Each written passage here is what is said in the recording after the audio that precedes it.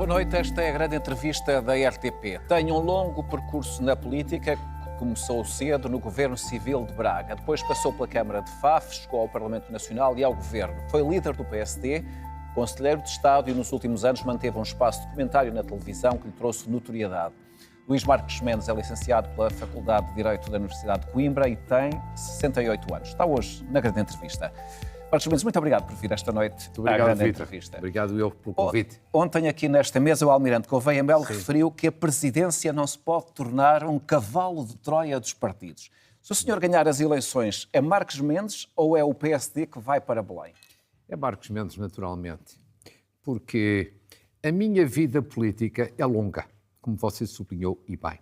E eu acho que há três coisas que os portugueses reconhecem em mim. Podem gostar, não gostar, concordar, não concordar. Mas há três coisas que reconhecem em mim. Primeiro, experiência. Tenho uma larga experiência. Segundo, independência. Já dei provas de independência. Desigradamente quando fazia comentário político e não tinha pejo de criticar a minha própria família política. Mesmo na rua, muitas vezes as pessoas dizem: o senhor é muito isento, muito imparcial, critica mesmo a sua família política. Terceiro, também já dei provas de saber fazer consensos. Aproximações de posições entre quem está no governo e quem está na oposição, e que isso é muito importante para o país e é muito importante na Presidência da República. Portanto, serei eu, com estas minhas características, experiência, independência e capacidade de fazer consensos. E independência em relação ao seu partido, o PSD, que era basicamente a sugestão que ontem o Almirante Gouveia Melo referia. Mas neste momento o PSD, de facto, e a AD controlam os diversos órgãos de poder, controlam o Governo, o Parlamento, a Madeira, os Açores, os principais municípios. O senhor receia que a tese de que é importante não colocar todos os ovos no mesmo cesto poderá levar os cidadãos a eleger um candidato que faça um certo contrapeso em relação a esta concentração de poder no centro-direita? Acho que a questão não se coloca nesses termos, se me permite. Porquê? Porque não? Primeiro, já tivemos uma situação no passado com um Presidente da República da mesma área política do Primeiro-Ministro, Jorge Sampaio e António Guterres, em 1995 e anos seguintes. E, portanto, os portugueses perceberam que o importante não é se os ovos estão no mesmo cesto, é se o Presidente da República é mesmo uma pessoa com experiência, com preparação e com independência. Segundo lugar, Hugo, tudo isso que você disse é tudo verdade, menos um ponto. O governo de Portugal é um governo minoritário. Não é um governo de maioria absoluta. Se fosse um governo de maioria absoluta, dir-se-ia, tem muito poder. Não. É um governo muito precário. Neste momento está em funções. Mas ninguém garante que daqui a um ano não possa cair. É mais minoritário, por exemplo, do que o governo de António Guterres. O que significa o quê? Essa ideia de que o poder está todo concentrado não existe. O governo é muito precário. Em terceiro lugar, acho que o mais importante é isto. As pessoas querem, eu acho que as pessoas querem na Presidência da República, mostraram isso ao longo de anos, exatamente isto que eu disse há instantes: experiência, independência e capacidade de fazer consensos. E, de facto, a questão da independência, que é a questão que você se coloca. Repare, se fosse eleito agora um presidente, sei lá, de outra área política, o governo mudava para essa área política, o presidente ia se demitir, não faz sentido, Vítor. O que faz sentido é assim. É olhar para uma pessoa e dizer: ele é mesmo independente ou não é? Eu não tenho o monopólio da independência. Ninguém tem. Agora, eu já aprovei um outro exemplo. Mas há quem venha de fora dos partidos e provavelmente pode invocar esse argumento da independência com mais força. Mas digo-lhe, mas é contraditório. Então Mário Soares, Jorge Sampaio, Cavaco Silva, Marcelo Rebelo de Sousa não vieram dos partidos. Não foram todos líderes partidários. E não foram depois independentes na Presidência da República. Sabe, a questão da independência não se proclama, pratica-se, prova-se. Dou-lhe um outro exemplo. Faz agora 20 anos. Eu tive talvez a maior prova de independência, que foi quando afastei alguns autarcas do meu partido por razões de ética, que tinham problemas com a justiça, eu sabendo que o meu partido até não gostava disso. É um exercício também de independência. Apesar de tudo, o senhor é visto como tendo uma certa ligação ao atual governo. Faz parte do partido que domina o governo, o poder executivo. Isso é uma vantagem ou uma desvantagem do seu ponto de vista? Eu acho que não coloco as questões em termos nem de vantagem nem de desvantagem. Toda a gente conhece a minha família política, mas também toda a gente conhece dos meus 12 anos de comentário, em que fui escrutinado à direita e à esquerda por toda a gente. E em que escrutinou? Sim, não, eu escrutinei, mas também fui escrutinado. Todas as semanas as pessoas viam o que eu dizia. E eu, em muitos momentos, tive que criticar governos do meu próprio partido. Mais ainda hoje há algumas pessoas do PST, felizmente poucas, que não me apoiam, porque justamente eu fui muito independente nos comentários. Por exemplo, o mandatário nacional de Gouveia e Melo, Rui Rio, disse publicamente há poucos meses que não me poderia apoiar porque eu o critiquei nos comentários. Ora, é a prova provada da minha independência. O senhor fez referência, de facto, ao atual governo e à forma como foi eleito. O governo teve 31,21% dos votos, é um governo minoritário, Sim. mas as sondagens indicam que o senhor está longe de obter esses valores, o que significa que uma parte dos eleitores que votaram na AD provavelmente neste momento não estão consigo. Como é que o senhor explica este afastamento? Explico de uma forma muito simples. Isto é um processo continuado. Eu comecei com 21 pontos de atraso em relação ao então meu principal adversário. E neste momento há já uma sondagem que me dá à frente. À frente. E, portanto, eu estou a subir, outros estão a descer. Mas essa não é para mim a questão importante. Mas para si ter à volta de 30% ou 31% seria, digamos, um mínimo tendo em conta que foi a votação que a AD teve. Eu não vou estabelecer metas quantitativas. O meu objetivo é passar à segunda volta das eleições presidenciais. E há uma coisa... E julga que está garantida esse objetivo? Ninguém está garantido. Os portugueses são soberanos. E eu vejo estas eleições sempre, como todas, com uma enorme humildade. Humildade. Portanto, neste momento não tem garantia de que possa chegar a uma segunda volta. Ninguém tem. Nem eu, nem nenhum candidato, porque os portugueses é que vão decidir. Não há nem derrotas antecipadas, nem vitórias antecipadas. Mas deixe-me dizer que essa, para mim, não é a questão essencial. A minha questão essencial nesta caminhada é o país. É poder ser útil ao país. Deixe-me só concluir. Eu tenho várias questões sobre o país para lhe colocar. Claro, imaginava que teria. Mas não é isso. Quer dizer, todas estas questões analíticas são muito importantes, mas a caminhada que eu estou a fazer todos os dias é para tentar mostrar se posso ser útil ao país. E eu acho que posso ser útil ao país, porque o país, sim, esse é que está cheio de problemas nos pensionistas, nos reformados, nos jovens, e se um Presidente da República não ajudar um governo a resolver esses assuntos, então não é útil ao país. Mas também se ao mesmo tempo não for firme com o governo, a criticar quando não há resultados, então também não é útil ao país. Já lá vamos a essas questões, mas para já ainda há uma campanha pela frente e o senhor tem vários adversários pelo caminho. Sim. E nos últimos dias senti, e se eu estiver errado o senhor pode corrigir-me, que há da sua parte uma maior hostilidade em relação a Gouveia e Melo. Ele vai ser o seu principal alvo da sua campanha? Aí deixe-me discordar. Não, a questão não é essa.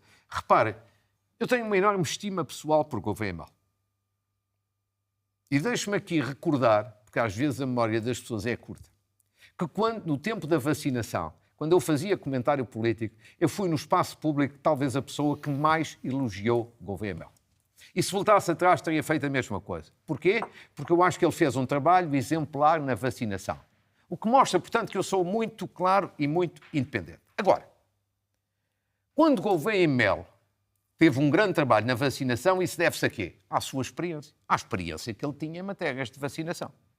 Quando ele passou para o campo da política, a generalidade das pessoas chegou à conclusão de que sempre que abre a boca, Gouveia e Melo é um problema. Um problema para ele próprio, para a sua candidatura, para os seus apoiantes. Mas eu não tenho nada com isso. Isso é um problema de Gouveia e Melo. Porquê é que isso acontece? Porque a mesma experiência que se tem num processo de vacinação não é a mesma experiência que se precisa na Presidência da República.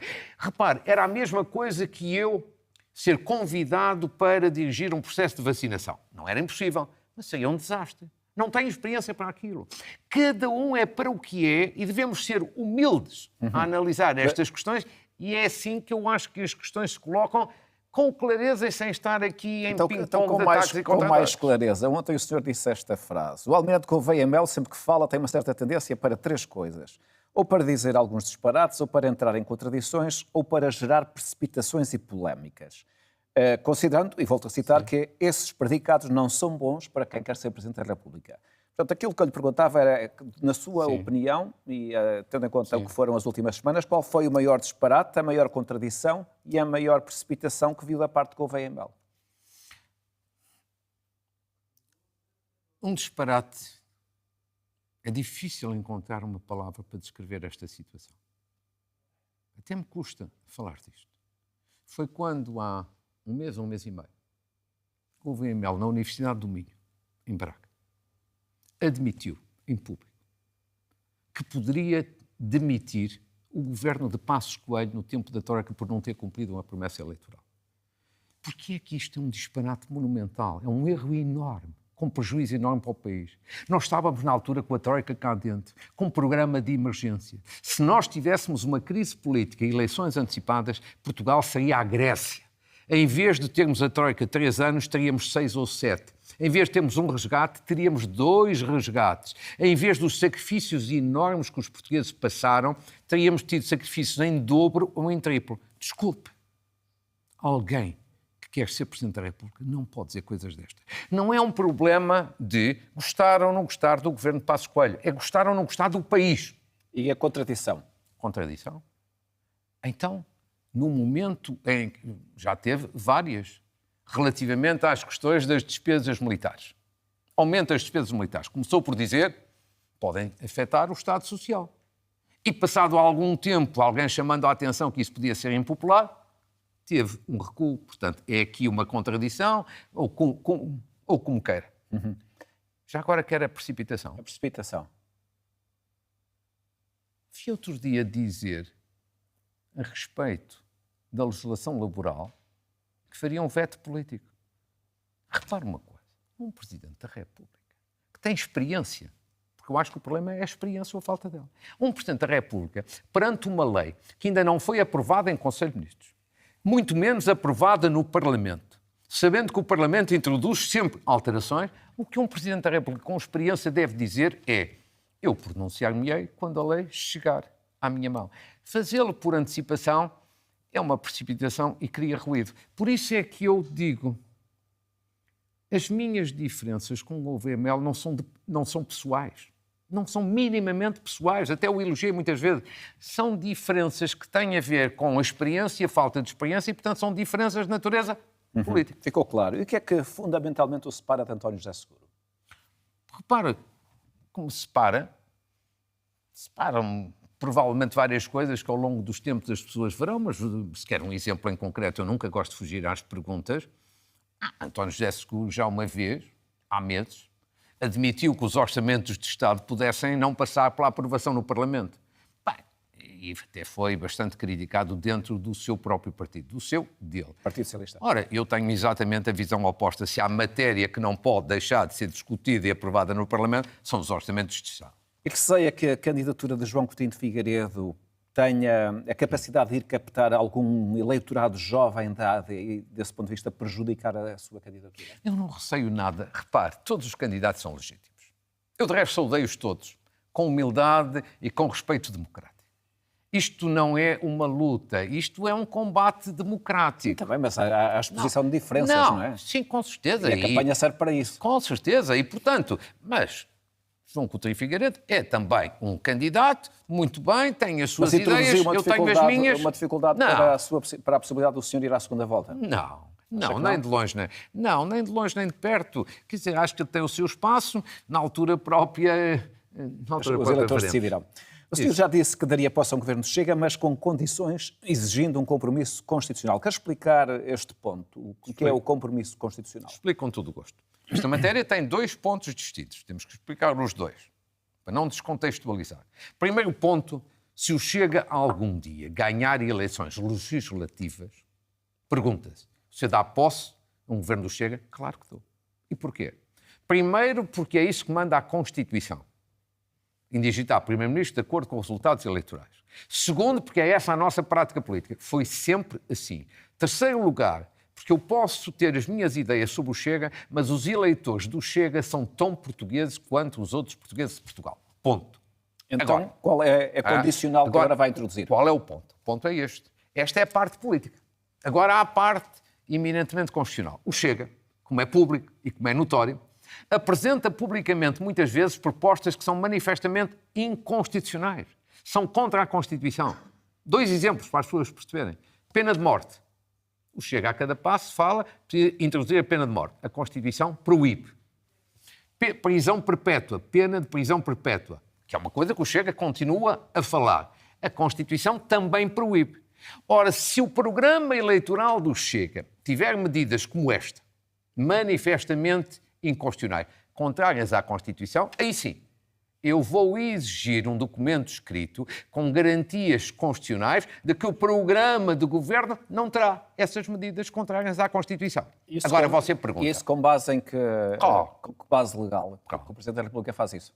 Com base neste princípio que é o mais elementar de todos. O Presidente da República, quando toma posse, faz um juramento. Qual é o juramento? Cumprir e fazer cumprir a Constituição.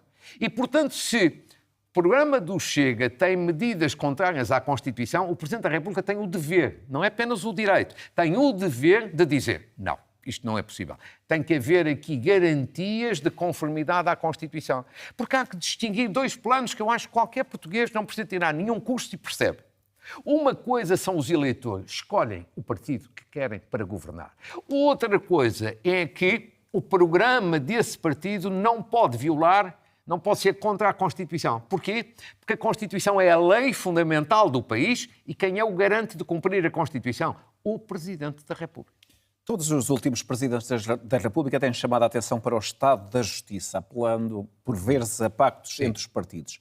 Mas quando nós olhamos para casos como o do julgamento de José Sócrates, o antigo primeiro-ministro, cujo processo se arrasta há anos, podemos concluir que muito pouco mudou na justiça e que, na verdade, as palavras dos presidentes têm sido pouco escutadas. Por que razão, do seu ponto de vista? Isso é verdade. As palavras de toda a gente têm sido pouco escutadas. Porquê? Mas os presidentes têm feito grande insistência neste tema da justiça. Eu não vou fazer de analista, mas a convicção que eu tenho é que não tem havido vontade ou coragem, como queira, de mexer nas leis da justiça. Sim. Sim, não tem havido vontade. É objetivo. É objetivo.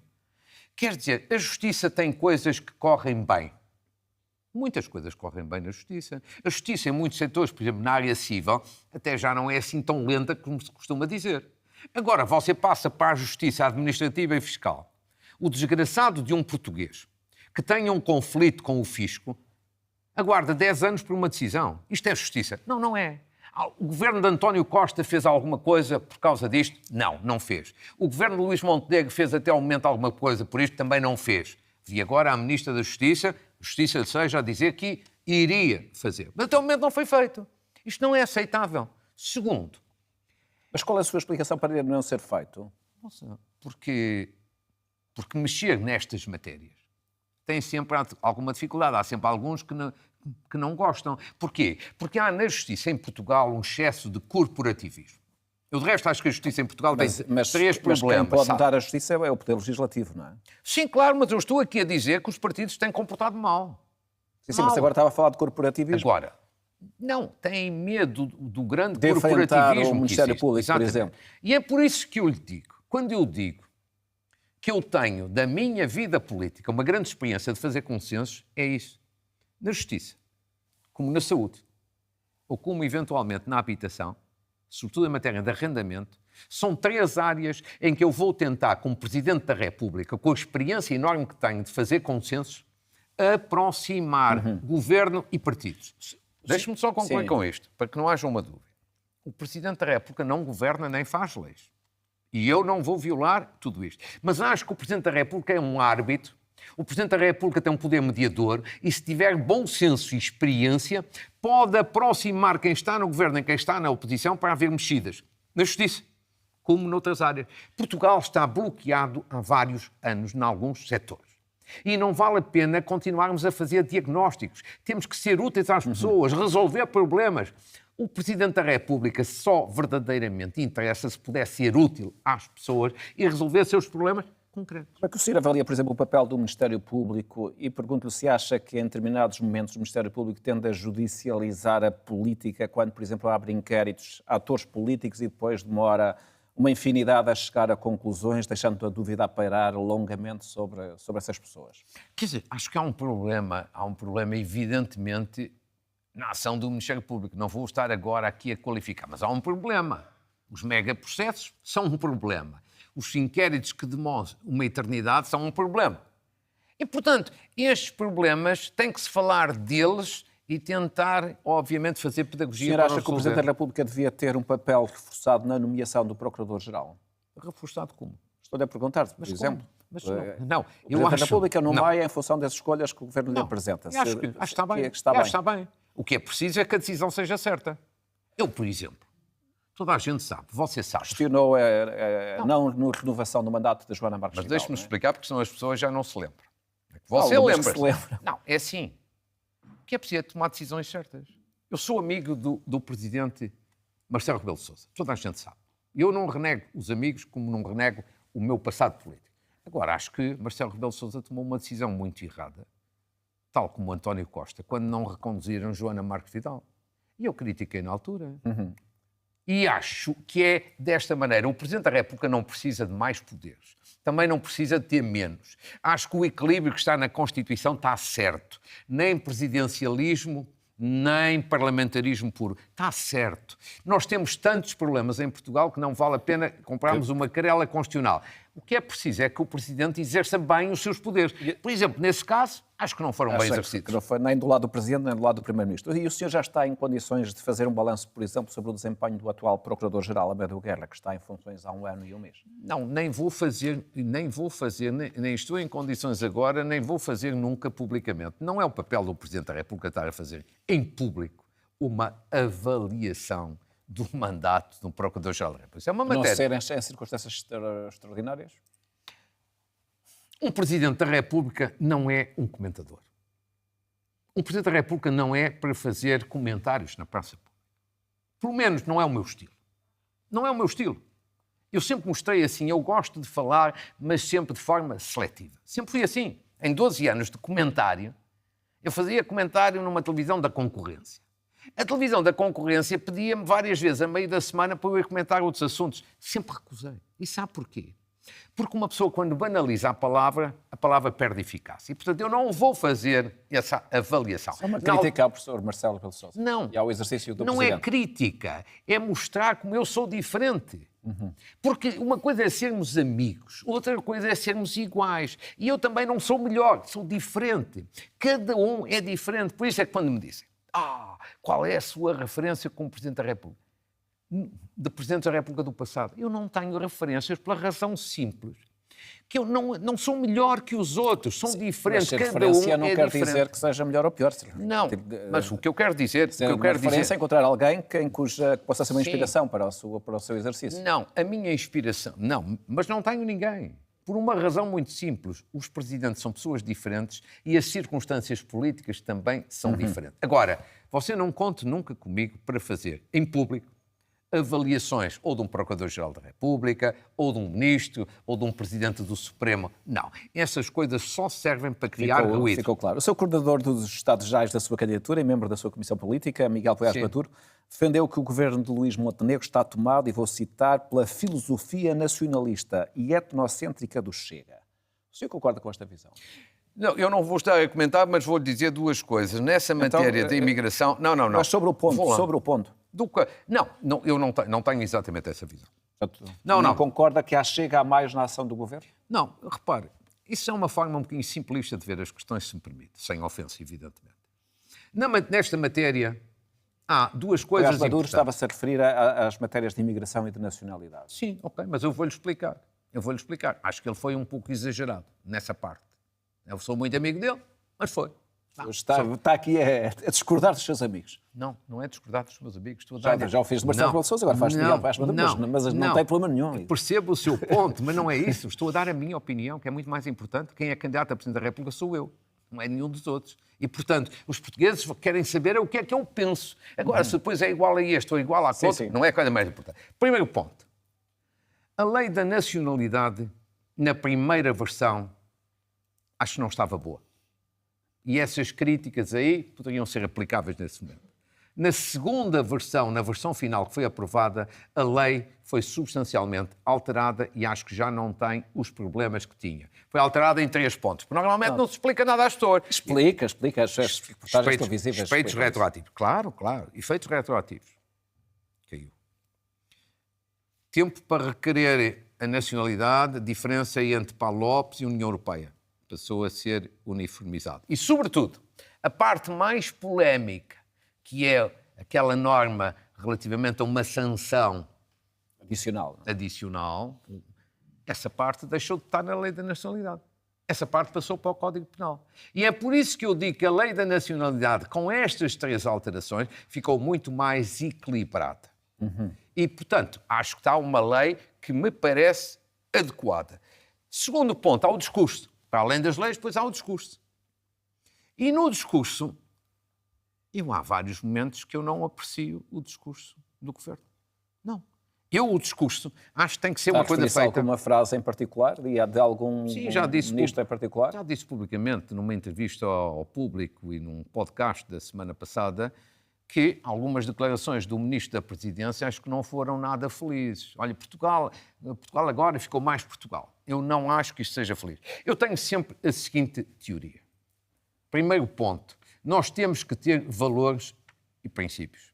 E o primeiro valor e princípio, que é de resto que vem do Papa Francisco, ainda hoje reafirmado pelo Presidente da Conferência Episcopal, é esta. Temos que tratar da regulação dos imigrantes, da integração, não podem entrar todos em Portugal, evidentemente, mas podemos fazer isto com humanismo. Era isto que ensinava o Papa Francisco e eu não vou demarcar-me disto. Está aí uma greve geral convocada pela CGTP e pela UGT. Olhando para as propostas do Governo, o senhor acha que são mais favoráveis aos empresários ou aos trabalhadores? Não, esse comentário eu não vou fazer pela relação muito simples que enviesa à sua pergunta. Qual é? É que não há proposta do Governo.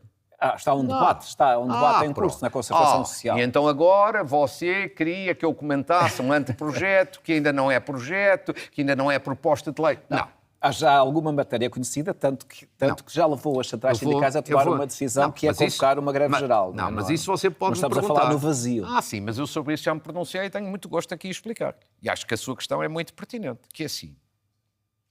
Eu sou favorável ao diálogo social. Eu sou um grande adepto da concertação social. E, em terceiro lugar, acho que a UGT, que é a Central Sindical Democrática, tem que ser tratada com especial atenção e sensibilidade. Porquê? Não é por fazer nenhum favor. É porque já mostrou ao longo dos anos grande sentido de responsabilidade a fazer vários acordos de caráter social. Ora, neste momento, eu acho que o Governo não tem tratado com a sensibilidade que se exige na relação com a UGT estas matérias. E deve reforçar. E eu acho que vai reforçar. E no final, vou-lhe dizer, com greve geral ou sem greve geral, a minha convicção, ver-se-á daqui a uns meses, é que eu acho que vai haver um acordo sobre esta matéria. Acha que vai haver um acordo que vai impedir que haja uma greve geral? Não foi isso que eu disse. Depois da greve geral, eventualmente haverá um acordo. Eu não sei se vai haver greve geral ou não vai haver greve geral. Tudo indica que sim, mas ainda não está decidido. O ponto que eu digo é o seguinte: o diálogo social deve existir daqui até à greve geral, se ela se realizar, e mesmo depois da greve geral, se ela vier a concretizar-se, e a minha convicção é de que, no final, vai haver aproximação de posições para que haja uma alteração, ou alterações eventuais, na base de um acordo. E acrescento aqui o seguinte: isto é essencial para o país, e o país é que deve estar acima de tudo. Primeiro, que é para garantir paz social nas empresas. Segundo, que é para garantir que as leis são aprovadas, mas duram bastante tempo. Com base num acordo, duram mais tempo do que sem um acordo. Terceiro lugar, porque uma empresa é o empresário e são os trabalhadores. E é preciso equilíbrio para conciliar as duas partes. Vamos à saúde, que o senhor já fez referência como uma das questões preocupantes do país. Acha que os resultados na saúde estão aquém das expectativas criadas pelo Governo? Isso toda a gente acha. Não acho eu, acho toda a gente acha. Quer dizer, se perguntar ao Governo, provavelmente não dirão que sim. Vamos ser francos. O Governo, na prática, está em funções há cerca de 1 ano e meio, porque é uma continuidade do Governo anterior, criou expectativas e, de facto, há uma série de problemas e as pessoas acham, de facto, e com alguma legitimidade, que, afinal, se prometeu um conjunto de realidades que não se vieram a concretizar. Portanto, não tenho nenhuma dúvida. E também já disse que o Presidente da República não existe para avaliar ministros, nem para pedir a cabeça de ministros. Essa não é tarefa do Em Presidente. público ou em público e em privado? Repare, só é relevante em público. Em público, nunca. Em privado, só se for a título absolutamente excepcional. Houve casos no passado em que se soube que o Presidente pediu a admissão de alguns ministros. Mas se isso alguma vez acontecer, é na relação entre Presidente e Primeiro-Ministro. Agora, em público, um Presidente não pede cabeça de ministros. Isso é matéria dos eleitores, dos deputados, dos comentadores e dos analistas. Agora, um Presidente da República deve existir para duas coisas. Isto é que a parte é poder ser útil ao país. Porque a minha preocupação é poder ser útil ao país, seja nos pensionistas, seja nos reformados, seja nos jovens, seja também na saúde. Pronto. Primeira coisa é exigir resultados. Segundo, é poder dar alguns contributos para a reflexão no país e para a reflexão do governo para ajudar a alterar as situações. Eu ainda há dias dei 2, mas posso-lhe aqui acrescentar um terceiro. Por exemplo, eu disse, era bom refletir, eu não vou impor nada, porque são decisões dos partidos, mas era bom refletir. Há um problema de gestão no Serviço Nacional de Saúde, que toda a gente reconhece. Há bons gestores no Serviço Nacional de Saúde, mas às tantas também há gestores que podiam ser melhores. E eu acho que se existisse um regime de concurso público, porventura o profissionalismo, a competência e o mérito aumentavam. O senhor acha que há demasiada partidarização da administração da saúde? Se você tirar a palavra demasiada, eu vou concordar consigo. Há partidarização, sempre houve. E continua a haver muitos bois no Serviço Nacional de Saúde. Ora do PS, ora do PSD. E acha que isso é um problema? Tem sido um problema? Sim. Quer dizer, não são escolhidos pela sua competência, são escolhidos pelo cartão partidário, é isso? Sim, não serão todos, evidentemente. Não gosto nunca de generalizar. Há bons gestores no Serviço Nacional de Saúde. Agora, há uns que estão pelo cartão partidário. E é essa parte que eu gostava de mudar. Eu acho, deixe-me concluir, porque esta questão é de uma importância capital. Não, você pediu-me o que é que o Presidente... Mas estou a deixá-lo concluir, então, deixe-me conclua. Concluir. Acho que o concurso público era muito útil. Os aparelhos partidários PS e PSD não vão gostar, mas acho que o país ganharia.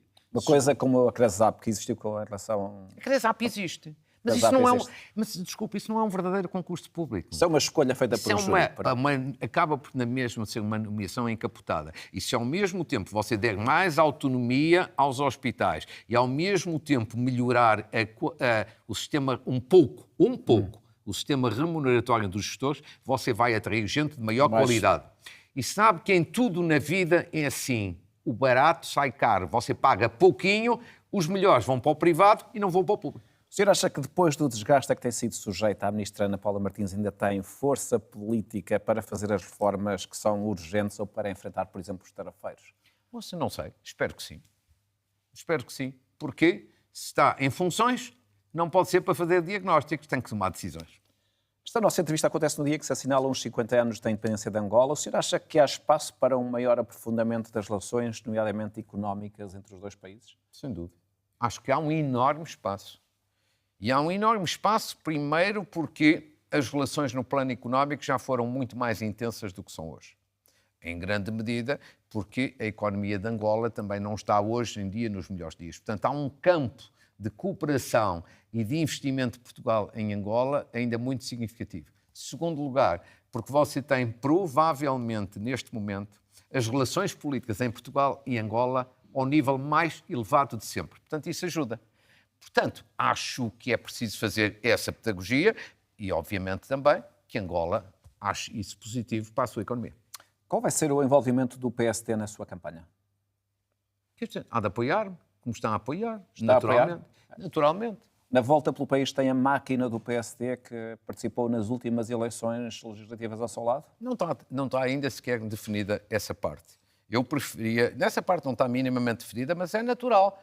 Vamos deixar-nos de hipocrisias, é natural. Se o PSD me apoia, é natural. Não estou a fazer nenhum juízo, estou só a perguntar-lhe como é que vai ser a sua campanha. Sim, claro, mas essa é a pergunta mais óbvia de todas, é que eu dou a resposta mais óbvia de todas. Sim. Mas eu dou mais, não é dou mais valor, mas eu também dou muito valor a uma outra parte, que é um grande envolvimento de pessoas que não são do PSD e de pessoas independentes. E essas posso lhe dizer. Está tudo articulado para que tenham grande participação na campanha. Em que sentido? Vão aparecer em eventos, em comícios? Com certeza. Veja bem, quer dizer, eu tenho o Rui Moreira, que é um independente, meu mandatário nacional. Eu tenho o Eduardo Barroso, que nunca votou no PSD, votou sempre no Partido Socialista, meu apoiante e mandatário em Lisboa. Já para não falar da doutora Manuela Ianes, que é uma pessoa de uma referência cívica e social, que é minha apoiante. Já para não falar de 2 antigos governantes do governo de António Costa, 2 independentes que estão a apoiar-me. Alice Vieira, muitos outros. Quer dizer, eu tenho imensos independentes. O reitor da Universidade de Coimbra, o reitor da Universidade do Porto. Eu tenho muito gosto em ter gente do PSD, gente do CDS, gente do Partido Socialista e, sobretudo, muitos independentes. E eu acho que todos vão participar na campanha porque eu, com toda a franqueza, acho que eles estão empenhados nisso. E uma última pergunta. Nos últimos